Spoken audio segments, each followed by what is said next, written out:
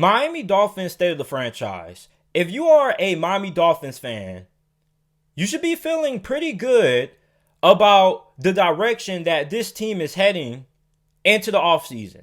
Now, I know if you are a Miami Dolphins fan that this season ended on a pretty low note for you because you ended up losing to the Buffalo Bills 56-26, and you missed out on an opportunity to compete in the playoffs.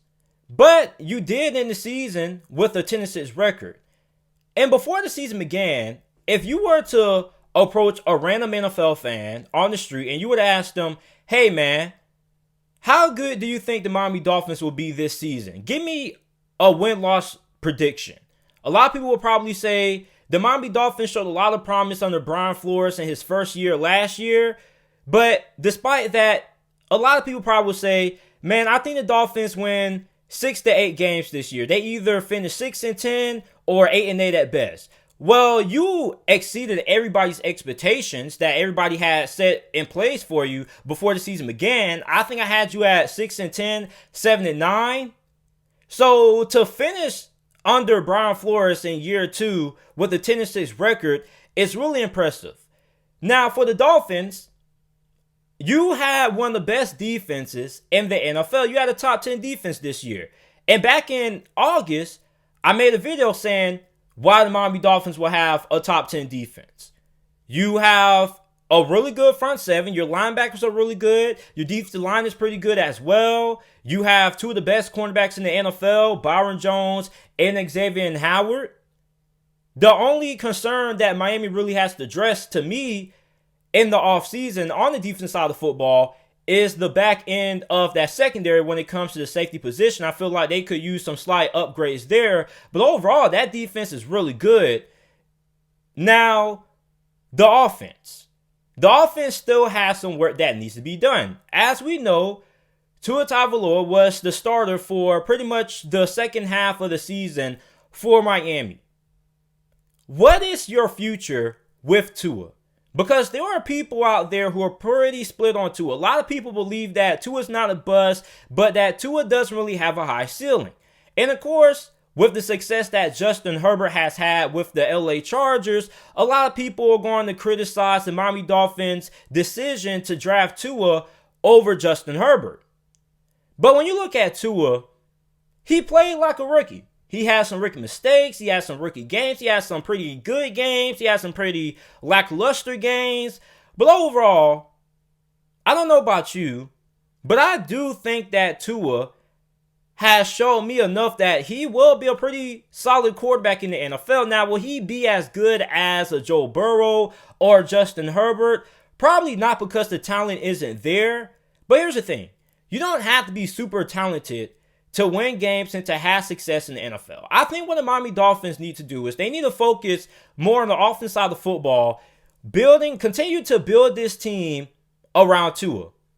When you look at these wide receivers, I don't really see a wide receiver on this team that is elite at creating separation.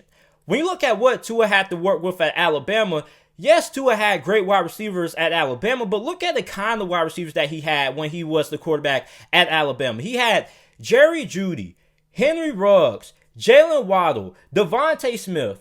You know what all four of those wide receivers have in common, aside from being great wide receivers? They're all really good at creating separation. When you look at what guys like Jerry Jeudy and Henry Ruggs were able to do once they came off the line, they created a lot of separation, which gave Tua a lot of space to throw the football to those guys, especially in space. When you look at the Miami Dolphins and the talent that they currently have offensively at the wide receiver position, you have Devontae Parker, you have Preston Williams, who are mainly your two best wide receivers. And there's nothing wrong with Devontae Parker and Preston Williams, but in the offseason, you need to get more wide receivers who fit what Tua does well. Because listen, Devontae Parker is really good. Not trying to take away anything from Devontae Parker. And I'm not trying to take away anything from Preston Williams, but you have to get wide receivers who are able to win inside the numbers. You have guys who can win outside, but you also have to have guys who can win inside the numbers as well. So I would like to see the Miami Dolphins in this upcoming year's NFL draft, I would love if they I would love to see them draft Devontae Smith out of Alabama. I would love to see them draft Kadarius Toney out of the University of Florida. I feel like those are the kind of wide receivers that Tua needs. Tua isn't a guy who has just this incredible arm, who's going to be throwing the ball all down the field every single play.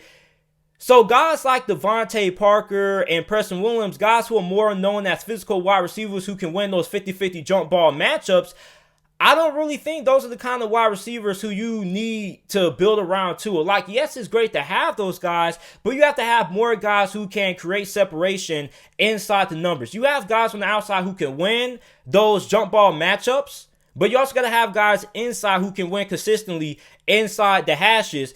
And I don't know if Miami currently has enough of those wide receivers on their roster as of right now. So in the offseason, they need to focus on getting more guys like a Kadarius Toney, Devontae Smith for Tua Tagovailoa. You can also focus on improving this offensive line as well. This offensive line is pretty young. They started a couple of young guys this year, but you can still improve. And with the offensive line maturing and getting older in age, with them getting older with more experience that they get underneath their belt, the better they should perform. Now, you do have Myles Gaskins, who I think is their future at the halfback position. I was pretty high on Myles Gaskins before the season began. It looks like he is their tailback of the future. So you don't have to worry about in the offseason trying to find a running back and things like that. You already have one of Myles Gaskins. So for the Miami Dolphins, in the offseason, when it comes to the offense side of football, you need to worry about trying to find more wide receivers who are great at creating separation inside of the hashes. You got to have guys who are monsters after the catch, improving the offensive line. And I think for the Miami Dolphins, next year that this pretty much should be a playoff caliber football team. I love what Brian Flores has done this season. He exceeded my expectations. I never thought that the Miami Dolphins would win 10 games. Now, the thing with the Miami Dolphins is that they had some pretty big wins against some pretty good teams, but they had some pretty bad losses against some pretty good teams as well, such as the Buffalo Bills and the Kansas City Chiefs, for example. Now, against Kansas City, they were able to come back in that game and make that game somewhat respectable when it came to the final outcome. But if you would have watched that game after the first quarter, the game was pretty one-sided in Kansas City's favor. And like I said, there are people out there who don't know if Tua is the right guy. But I think that for the Miami Dolphins, I feel like Tua, if you build around him and you build around his strengths, I think he can end up being the guy for you. Because at the end of the day, people have to understand that being an NFL quarterback is more than just being the most talented guy on the team. You have to be there mentally. And I don't think that Tua was mentally prepared to be a starting quarterback in the NFL this season. I feel like Miami rushed Tua into that starting position when they really didn't have to. Like, when they benched Ryan Fitzpatrick the first go around, I never really agreed with the decision. I told you guys, I said that I felt like Ryan Fitzpatrick shouldn't have been benched. I feel like Ryan Fitzpatrick played pretty good. I know he had a pretty awful week one showing against New England, but aside from that, he was pretty rock solid. So for Ryan Fitzpatrick, I felt like he was the best quarterback on this team this season. And it was pretty obvious because in certain situations, they took Tua out the game and they put Ryan Fitzpatrick in the game, such as the Denver Broncos game and the Las Vegas Raiders game. When it came to close games and situations that define what a franchise quarterback is, we didn't really see that much of Tua Tagovailoa. We don't really know if Tua Tagovailoa can win you a game. Meanwhile, they put Ryan Fitzpatrick in, which shows me that you don't know how much this coaching staff trusts Tua in the long term. So there are a couple of people out there who do believe that maybe this could be a Josh Rosen situation. Maybe Miami goes ahead and they draft another quarterback in the upcoming NFL draft. Or maybe they stick with Tua. But overall, I do think that the Miami Dolphins will stick with Tua. If they were to draft another quarterback, I would be extremely shocked if that was to happen. But I do have confidence in Tua moving forward. Tua had this season that you expect a rookie quarterback to have. Not everybody can have phenomenal rookie seasons like a Justin Herbert or Joe Burrow. But at the end of the day, I don't think Tua's rookie season was all that bad like some people make it out to be. I felt like Tua had some moments that he looked really good, and he also had some moments that he looked like a rookie. But as long as Miami continues to build this team up around Tua, giving Tua wide receivers like Kadarius Toney, Devontae Smith, guys who are elite at creating separation. On top of that, you pair that with the weapons that they already have on the outside, such as Preston Williams and Devontae Parker. I think that this Miami Dolphins franchise is heading into the right direction into the offseason.